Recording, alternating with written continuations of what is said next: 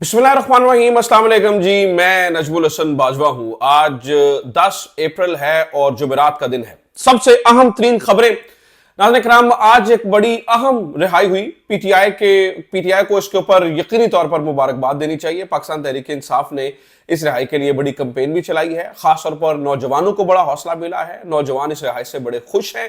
किस तरह हुई और कैसे हुई ये रिहाई, इसके ऊपर बात करेंगे। आर्मी चीफ के ऊपर भी बात की जाएगी। आर्मी चीफ की खास मेल मुलाकातें जारी हैं। आर्मी चीफ की खास इस वक्त तवज्जो जो है वो मिनरल्स डील है। तो मिनरल्स डील के ऊपर कहां उनको बहुत बड़ा इनकार हुआ। अमरीकी मामला जहां पर जारी हैं, अमरीकी रिप्रेजेंटेटिव जहां पे मिल रहे हैं, उन मुलाकातों का क्या नतीजा निकला है। और खास तौर पर आज की वीडियो में हम मिनरल्स के हवाले से मैंने आपको बताया था कि ये असल जंग क्या है, लड़ाई क्या है, रौला क्या है।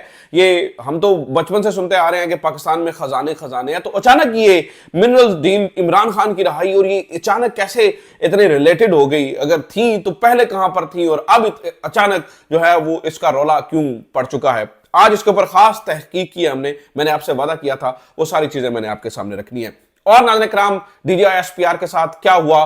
डीजीआईएसपीआर एक बार फिर जहां जहां जाते हैं वहां वहां पे कोई ना कोई सानहा हो जाता है। पहले सानहा लम्स या इस तरह के बड़े सारे सानहात हो चुके हैं जहां पर वो स्टूडेंट्स के सख्त तरीन सवालों की वजह से खबरों में आ जाते हैं।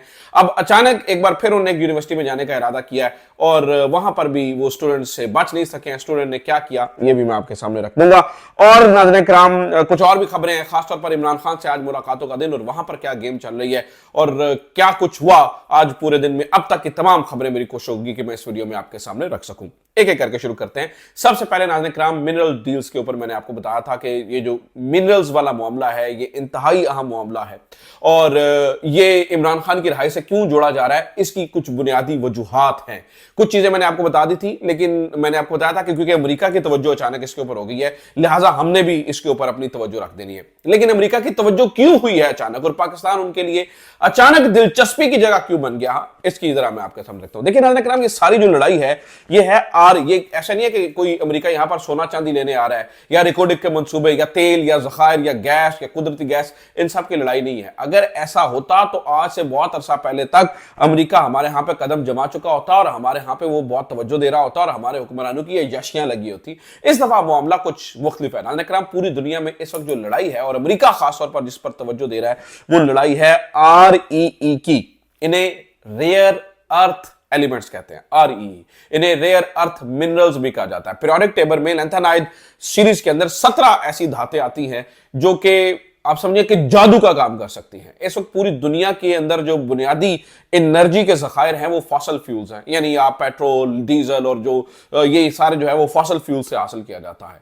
अब मसला ये है कि दुनिया के अंदर फॉसल फ्यूल्स को रिप्लेस किया जा रहा है और नई धातें जो है वो उस जगह पर आ रही हैं और वो एनर्जी का नया सोर्स बनती चली जा रही है। इन्हीं के अंदर नाज़रीन किराम यहां पर जो है वो रेयर अर्थ जो मिनरल्स हैं या रेयर अर्थ एलिमेंट्स REE जिन्हें हम ये कहते हैं, ये यहां पर इनकी एंट्री होती है। देखिए ये जो धातें हैं जिनके बारे में आपको बता रहा हूं, ये जादू का काम कर सकती हैं। यानी ईवी कार से लेकर आपके मिसाइल तक, आपके रडार सिस्टम से लेकर आपके जेट में पुर्जों तक, यानी कि दिफा, दुनिया का दिफा इसके ऊपर अब जो है वो मुनहसिर है। अब ये कहानी ऐसा नहीं है कि ये को आज इजाद हो गई है या आज इनके बारे में पता चला है, लेकिन एक बहुत इंटरेस्टिंग मामला। अमेरिका की इसके ऊपर तवज्जो अचानक क्यों और पाकिस्तान से इसका क्या लेना देना है, जरा इसके लिए मैं थोड़ा सा आपको माजी में ले जाता हूं। नाज़रीन किराम, 1990 तक कैलिफोर्निया का जो माउंटेन पास है ये दुनिया की सबसे बड़ी कान थी जहां से रेयर अर्थ एलिमेंट्स निकला करते थे। और ये जो कान है ये एक बहुत बड़ी प्रोडक्शन की जगह थी, यहां से ये एलिमेंट्स निकलते थे और पूरी दुनिया को सप्लाई होते थे। 1990 के अंदर हुआ ये कि माहौलियाती तब्दीलियों की वजह से, क्योंकि ये धातें इकट्ठी जुड़ी होती हैं और इनको निकालना इनको प्रोसेस करना बहुत ही पेचीदगी का अमल होता है, तो 1990 में इन्होंने बंद कर दिया। 1990 ही वो टाइम था जब चीन ने क्या किया, चीन ने इसके ऊपर जो है वो कहा कि यार ये तो बड़ा जबरदस्त काम है। उन्होंने इसके ऊपर तवज्जो दी, सब्सिडाइज किया और चीजों के ऊपर मुख्तलिफ पैकेजेस दिए और आहिस्ता आहिस्ता आहिस्ता नाज़रीन किराम 2010 आते आते तक चीन ने 95% तक इन धातों के ऊपर, जिनके अंदर जो है वो मुख्तलिफ धातें आती हैं, जैसे कि बासनासाइट है, मोनाजाइट है, जिरकोन वगैरह हैं, इनके ऊपर 95% तक दुनिया की तमाम सप्लाई के ऊपर चीन काबिज हो गया। यहां पर भी मसला नहीं था, क्योंकि यहां पर भी चीन ठंडा ठार आराम तरीके से चला था, यहां पर भी इनके कान खड़े नहीं हुए। 2010 में यह हुआ कि जापान और चीन की एक लड़ाई होती है, और जापान और चीन की लड़ाई की वजह से चीन अपनी इस खुफिया ताकत को इस्तेमाल करता है, और ये जो रेयर अर्थ एलिमेंट्स हैं, इनकी सप्लाई पूरी दुनिया में रोक देता है। जब इनकी सप्लाई पूरी दुनिया में रुकती है, रौला पड़ जाता है। यानी कि पता फिर अचानक समझ आती है कि चीन तो इतनी बड़ी ताकत बन चुका है, ये ऐसी चीजें जो इतनी अहम तरीन, यानी कि कैमरों में, यानी कि जहाजों के पुर्जों में, यानी कि इंजन्स में, यानी कि नई ईवी कार्स के अंदर, मिसाइल सिस्टम में, रडार सिस्टम में, हर जगह पर तो इनके जो है ना वो एलिमेंट्स, ये रेयर अर्थ एलिमेंट्स इस्तेमाल होते हैं, और ये सारे का सारा कब्जा जो है वो चीन के पास है। यहां पर अमेरिका जो है वो थोड़े होश के नाखून लेता है, कहता है यार ये तो काम खराब हो गया। वो दोबारा से क्या करता है, वो जो माउंटेन पास कैलिफोर्निया के अंदर है, वो दोबारा से 2011 में खोलता है। 2011 से 15 तक भरपूर मेहनत यहां पे करता है, लेकिन नाज़रीन किराम यहां पर उनकी कहानी चल नहीं पाती है, और 2015 में उनको दोबारा से बंद करना पड़ता है, क्योंकि चीन को कंपीट करना बहुत मुश्किल हो चुका था। 2015 में नाज़रीन किराम अमेरिका को यह एहसास होता है कि हमें मुख्तलिफ और जगह देखनी पड़ेगी जहां से हम इन्हीं REE यानी कि रेयर अर्थ एलिमेंट्स को हम ले सके। ठीक है, तो वो मंडियां तलाश करना शुरू करता है, ऑस्ट्रेलिया कनाडा के साथ जबरदस्त मुआहदे करता है, चीजें करता है 2020 तक। 2018 में जब डोनाल्ड ट्रंप आते हैं, तो डोनाल्ड ट्रंप क्या करते हैं, डोनाल्ड ट्रंप इन एलिमेंट्स को क्रिटिकल मिनरल्स के अंदर डाल देते हैं, और वो कहते हैं कि पूरी जान लगा दो, अरबों डॉलर के मुआहदे होते हैं, और कहते हैं कि भाई हमें रेयर अर्थ एलिमेंट्स तक अपनी जो है ना वो चीन की ये जो मोनोपोली बन गई है उसको तोड़ना है, और मुख्तलिफ मंडियों तक उन्हें रसाई चाहिए थी, जिसमें वो चीन के अल्टरनेटिव इन मंडियों तक इस्तेमाल कर सकते। बहरहाल आपको पता है कि 4 साल का ट्रंप का दौरे इक़्तिदार, उसके बाद दोबारा जो है वो जो बाइडेन आ गए, उन्होंने भी इसके ऊपर काम किया, ग्रीन एनर्जी के ऊपर काम किया, चीजों के ऊपर देखा, लेकिन वो उतनी तेजी से इस काम को नहीं बढ़ा सके। अब मीनवाइल क्या होता है कि मीनवाइल हमारी यहां पाकिस्तान की एस्टैब्लिशमेंट क्या करती है, वो उस वक्त इमरान खान को निकाल देती है, यानी जब जो बाइडेन के दौर में, और ये सारा कुछ अब हुआ ये नाज़रीन किराम के अचानक ये जो तवज्जो बन गई है पाकिस्तान की, ये अचानक हुआ ये है कि डोनाल्ड ट्रंप जो है वो मैदान में आ चुके हैं। डोनाल्ड ट्रंप इलेक्शन जीतते हैं, और इलेक्शन जीतने के साथ ही उनकी सबसे पहली तवज्जो अचानक फिर से REE रेयर अर्थ एलिमेंट्स के ऊपर जाती है, जिनके अंदर मैं मुख्तलिफ ये लैंथेनाइड सीरीज के अंदर आने वाली धातों के बारे में आपको बता रहा हूं कि इनके ऊपर वो तवज्जो जाती है, और वो कहते हैं कि यार जो 2018 में मैंने काम शुरू किया था उसके ऊपर मुझे फौरी तौर पर चाहिए।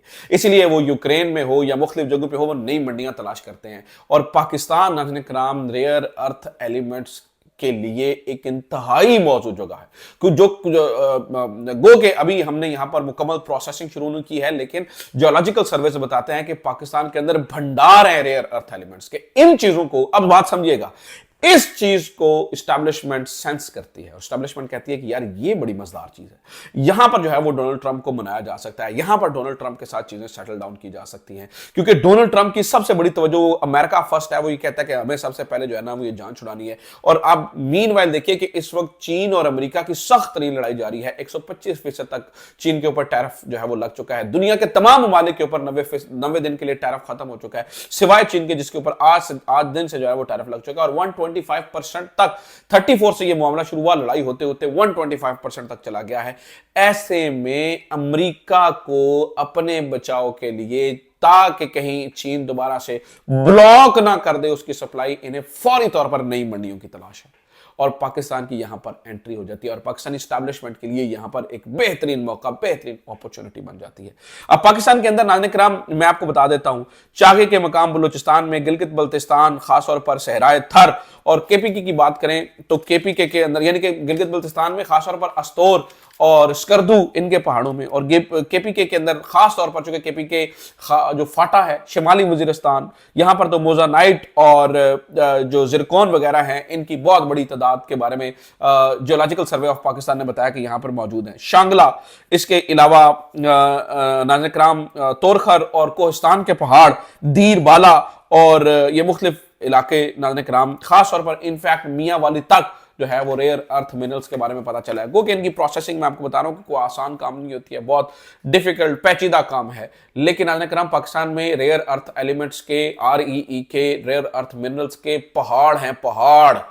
अब नाज़रीन किराम एस्टैब्लिशमेंट ये चाहती है, दो उनके मौक़िफ़ हैं। एक तो वो ये चाहते हैं कि अमेरिका हमें तंग ना करे इमरान खान के मामले के ऊपर, और दूसरा, एस्टैब्लिशमेंट ये चाहती है कि वो ये समझते हैं कि हम गंदे इसलिए हो गए हैं हर जगह के ऊपर क्योंकि हमने गंदे लोगों का साथ दिया है और हमने इनको इक़्तिदार में लाकर महंगाई हो गई, चीजें खराब हो गई, मामलात बिगड़ गए और लोगों की नजरें हमसे पीछे हट गई, लोग हमें क्रिटिसाइज करते हैं। लिहाजा वो ये चाहते हैं कि किसी तरीके से अगर हम मुल्क को जो है ना वो इक्तिसादी पटड़ी के ऊपर चला दें, इकोनॉमिकली बेहतर कर दें, तो अल्टीमेटली जो आज हम गंदे हुए हैं, जो आज हम पर लोग क्रिटिसाइज कर रहे हैं, अल्टीमेटली कल को जाकर वो ये करेंगे कि हमारी दोबारा से तारीफें करना शुरू कर देंगे, चीजें करना शुरू कर देंगे और कहेंगे यार ठीक है, ये एस्टैब्लिशमेंट ने ठीक काम किया है, चलो अच्छा ही किया, जो भी हुआ एस्टैब्लिशमेंट की अच्छी ही बात थी। नाज़रीन किराम, इसके लिए उन्हें चाहिए वो अमेरिका से एक बहुत शानदार डील करें, पाकिस्तान के अंदर डॉलर्स की दोबारा से रेल पेल हो जाए और इसके लिए मैं आपको बता रहा हूं कि पाकिस्तान वो जो एस्टैब्लिशमेंट है वो इन पहाड़ों के मामले के ऊपर उनसे बातचीत करना चाहती है। लेकिन यहां पर एक मसला आता है कि गिलगित बल्तिस्तान भी खान के दीवाने हैं, पैसे तो पूरे पाकिस्तान में और केपीके में तो खान की गवर्नमेंट भी है। अब लिहाजा यहां पर जो है वो खास अग्रीमेंट करवाने बड़े जरूरी हैं, खास बिल पास करवाने बड़े जरूरी हैं, जहां पर मौजूदा जो एस्टैब्लिशमेंट है उनको मुकम्मल जो है वो वहां पर फैसला साजी का इख्तियार हासिल हो, SIFC को फैसला साजी का इख्तियार हासिल हो। इसलिए अमरीकी वफ्द नाज़रीन किराम अचानक देखेगा और कोई बात नहीं होती, मिनरल्स के लिए यहां पर पहुंच जाते हैं। लेकिन मसला यहां पर इमरान खान है। इमरान खान, अब ये प्रॉब्लम है। अब मैंने वो थंबनेल में लिखा आर्मी चीफ को ना हुई, कैसे ना हुई, ये चाहते थे चुप चुपी थे केपी असेंबली से जो है वो हम बिल पास करवा लें और आराम से जो है ना वो यहाँ पर चीजें हो जाएं। लेकिन नाज़रीन किराम, इतनी आराम से यहाँ पर चीजें हो नहीं सकती। पाकिस्तान तहरीक इंसाफ के जो नौजवान है खास तौर पर वो बड़े अक्लमंद हो चुके हैं, उनके अंदर बड़ा शऊर आ चुका है, बड़ी समझ आ चुकी है, तो उनको अंदाजा हो चुका हुआ कि यार ये जो रेयर अर्थ एलिमेंट्स वाला मामला है, REE और मिनरल्स, ये सारी कहानियां ये इतनी आसानी है, इसके ऊपर तो अगर एस्टैब्लिशमेंट को अपनी स्पेस चाहिए तो डील की जा सकती है, मामलात को कहा जा सकता है, क्योंकि देखिए अल्टीमेटली उन्होंने ये हासिल करना ही करना है, लेकिन इसके बदले इमरान खान की रिहाई तो ली जाए, इमरान खान की रिहाई को लिया जाना चाहिए, इमरान खान की रिहाई के ऊपर बातचीत होनी चाहिए। तो लिहाजा केपी असेंबली ने नाज़रीन किराम पहला इनकार कर दिया, उन्होंने कहा जी हम डिस्कशन करवाएंगे, फिर इसके ऊपर जो है वो बिल मंजूर होगा। और अगर गंडापुर साहब इस बिल को मंजूर करते हैं, देखिए उस फोरम के अंदर भी गंडापुर मौजूद नहीं थे, ये पहला एक प्रैक्टिकल इनकार हुआ है एस्टैब्लिशमेंट को, पहला प्रैक्टिकल इनकार हुआ है आर्मी चीफ को। गंडापुर साहब उस फोरम में भी मौजूद थे, अब मौजूद नहीं थे। अब सिलसिला कार ये है, अब देखना ये होगा कि केपी के गवर्नमेंट कितना प्रेशर जो है वो बर्दाश्त कर सकती है और इस मामले में खास तौर पर ये मिनरल्स वाले मामले के अंदर किस तरह से वो इसको इस्तेमाल कर सकती है इमरान खान की रिहाई के मामले में भी। तो लिहाजा अब ये सारी चीजें जो है वो इसके ऊपर डिपेंड करती हैं। रिहाई से बात चल रही है तो मैं एक और खबर आपको दे देता हूं नाज़रीन किराम, आज एक और बहुत बड़ी रिहाई जो है वो खैर मुकदमे से वो डिस्चार्ज हो गए हैं। सालार खान काकड़, सालार खान काकड़ बलूचिस्तान का बेटा, बलूचिस्तान का शहजादा, हीरो, जिसने तहरीक इंसाफ को वहां से जिंदा किया। और आपको पता है 26 नवंबर एहतजाज के बाद उसको गिरफ्तार किया गया, कभी उसके मुंह पे काले कपड़े डालकर लाया गया और जितना जलील उसको किया गया, जितना उसको उसके साथ तशद्दुद किया गया, वो किसी से ढकी छुपी बात नहीं। बल्कि आज सालार खान काकड़ ने मीडिया से बात करते हुए कहा, उन्हें शिकवा किया, उन्होंने कहा कि जिस तरह से पीटीआई के लोगों को मेरे बारे में बात करनी चाहिए थी, रहनुमाओं को उन्होंने मेरे बारे में नहीं की, लेकिन उन्होंने कहा कि इन्हें तो खान के बारे में भी नहीं की।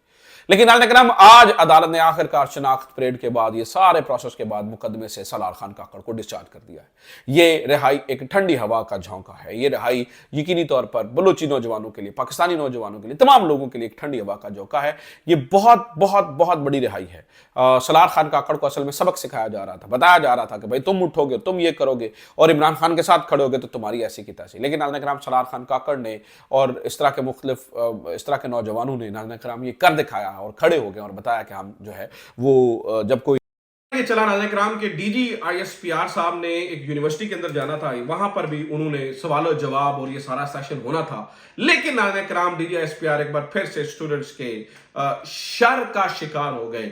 एक मैसेज DG ISPR की पहली मीटिंग से पहले जो है वो यूनिवर्सिटी स्टूडेंट्स को भेजा गया यूनिवर्सिटी इंतजामिया की जानिब से, और वो मैसेज अभी सर्कुलेट भी कर रहा है, जिसमें ये बताया गया है कि जनाब DG ISPR आ रहे हैं, उनसे सवाल आपने सख्त नहीं करने हैं, उनसे सवाल पॉलिटिकल नहीं करने हैं, आपने अपनी यूनिवर्सिटी को रिप्रेजेंट करना है, कोई ऐसी बात नहीं करनी है। नाज़रीन किराम आज ये तय हो गया कि जहां पर भी ये जाते हैं पहले स्क्रीनिंग की जाती है, स्टूडेंट सेलेक्ट होते हैं और फिर उनको हदायत जारी की जाती है, भाई ये करना है, ये नहीं करना है, ये देखना है, ये नहीं देखना है, इस तरह चीजों पे जाना है, इस तरह चीजों पे नहीं जाना है। तो नाज़रीन किराम आज ये सारी चीजें जो है वो एक्सपोज हो चुकी हैं, नंगी हो चुकी हैं, पता चल चुका है। तो मुझे लगता है कि इसके बाद कोई बात पीछे रही नहीं है। ठीक है। तो स्टूडेंट्स बड़े शरारती होते हैं, एक दफा फिर से उन्हें DGI-SPR साहब के लिए मामलात को जो है वो कॉम्प्लिकेटेड कर दिया है, जरा सा पेचीदा कर दिया, और मुझे लगता है कि DGI-SPR के लिए चीजें थोड़ी मुश्किल होगी। एक और खबर नाज़रीन कराम इमरान खान की मुलाकातों के हवाले से सुनिए। इमरान खान की मुलाकातें आज नाज़रीन कराम फिर मुलाकातों का दिन था, और आज आपको पता है जुमेरात है, लेकिन फिर अभी तक की मेरी, जब मैं ये वीडियो रिकॉर्ड कर रहा हूं तो मुलाकात नहीं करवाई जा रही है। इमरान खान साहब से एक तरफ बातचीत करने का मामला, और ये उन लोगों के लिए नाज़रीन कराम, या गंडापुर साहब के लिए या बैरिस्टर कौर साहब के लिए, इन सब लोगों के लिए जो है वो अब ये सोचने का मकाम है कि एक तरफ वो आपसे बात कर रहे हैं, एक तरफ से वो आपके साथ डील करने की बात कर रहे हैं, एक तरफ से, और डील भी ये होगी आपके आईनी किरदार के ऊपर डील होगी कि आप अपने आईनी किरदार में वापस जाइए, इसके ऊपर डील होगी। इसके अलावा तो मेरे ख्याल से पीटीआई डील करेगी भी नहीं। तो दूसरी तरफ नाज़रीन कराम मुलाकातों का सिलसिला इमरान खान से खत्म कर दिया गया है। दिन ब दिन एक चीज करके इसको न्यू नॉर्मल बनाया जा रहा है। इमरान खान की बहनों को नहीं बुलाया जाता, इमरान खान की बहनों को अगवा करके ले जाया जाता है और फिर पता नहीं कहां पर छोड़ दिया जाता है। इससे बड़ी अफसोस की बात और कोई नहीं है। मुझे ये लगता है कि अगर आज पीटीआई इस पर कामयाब ना हुई तो फिर ये चुप चुपीते वो जो मिनरल्स डील है उसके ऊपर भी खामोश और आंखें बंद कर देंगे। देखना यह है कि किस हद तक जो है वो अपने मौके पर कायम रह सकते हैं और इमरान खान के लिए लड़ाई लड़ सकते हैं। अपना ख्याल रखिए। खुदा हाफिज। पाकिस्तान जिंदाबाद।